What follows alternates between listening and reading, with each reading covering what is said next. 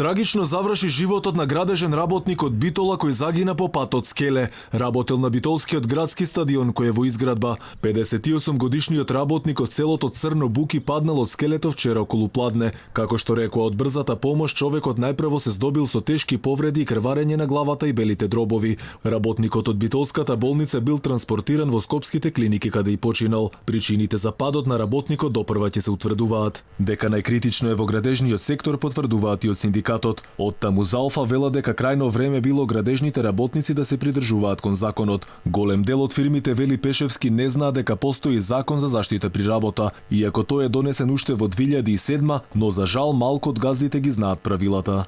Нажалост, сите овие повреди и смртни случаи што настануваат се од една страна каде што голем дел од вината и на страна на работодавачите кај што не обезбедиле основни услови за работа на работниците, обуки пред се за тоа работно место, како и да обезбедат лична заштитна опрема. Меѓутоа, од друга страна, имаме и совесни работодавачи каде што е опфатено овој дел да се набави лична заштитна опрема пред се, па понатаму и обука пред да стартува некој работник со работа.